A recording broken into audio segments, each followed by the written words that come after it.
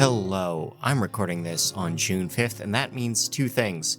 If the episode is late, it has nothing to do with the new Space Wizard show, and it's time for the Darkness News Update, a series brought to you by Evluma, who have IDA-approved lighting fixtures. They're shielded, they're diffused, they're ready for dimming, they're ready for controls, and you can set the warmness the way you want them. That's evluma.com. The link is in the description. But let's get into the news. The FDA, the U.S. Food and Drug Association, has declined SoftLight's petition to regulate LED lighting devices. This is actually a 19-page rejection. I suggest you read it. I wish I got rejected this thoroughly, this carefully and thoroughly. There are footnotes. And at the end of it, the four particular issues brought up by an initial petition seem to come down to a question of jurisdiction, and the FDA does not believe that they have the adequate jurisdiction.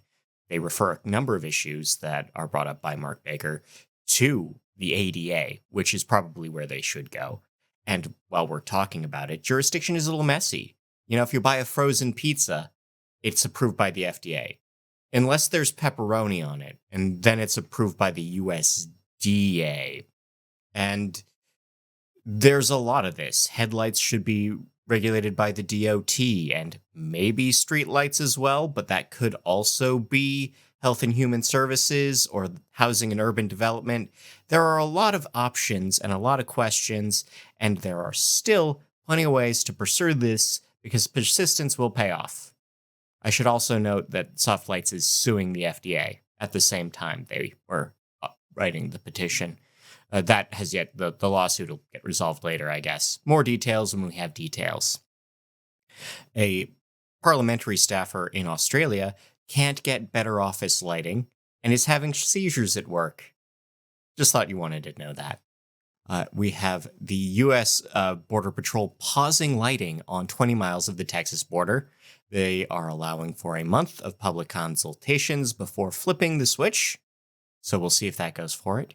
In Arizona, a group of artists are protesting similar border infrastructure by projecting light onto it. This is actually about the physical barrier and how it affects animals that walk on the ground. But come on, guys, get with the program. We're trying to stop the lights, too. Let's talk. Let's come up with a unified front here. The IGB has reflected on reflections of Allen on water. This is a study this study was conducted on the Spree River in Berlin, and it's found that lighting near and on bridges, as well as near and on walkways, does reflect off the water's surface and does contribute notably to Skyglow. The IGB, when they're not walking along rivers, also went to Lollapalooza in Berlin in 2016, and now their results have all come together, and they have found that light levels went up 8 times the normal amount during the festival. Should also note that Berlin did maintain a curfew on the brightest of the stage lighting, so that after midnight it was literally just enough light for people to find their way home or finish up work. But this probably never would have happened at the US Festival. There can only be one truly great music festival a lifetime, and it's the US Festival. The what festival? The US Festival. Yeesh! It was sponsored by that guy from Apple Computers.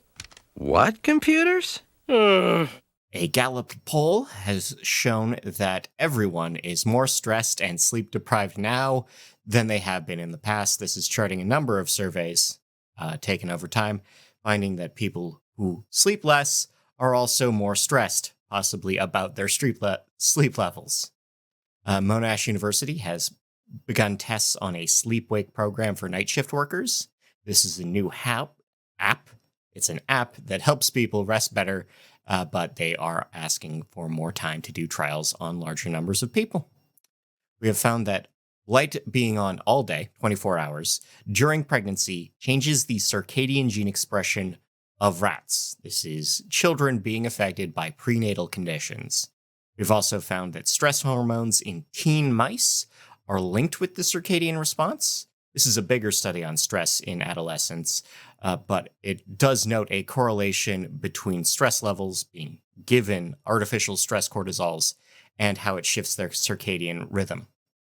Light pollution has been known to harm chameleons in captivity, specifically how they absorb vitamins through their skin, which can lead to disease. We have new donors for the Fountain Hills Dark Sky Center in Arizona. A new round of funding and a new round of backers has put the facility at $19 million of its $25 million goal.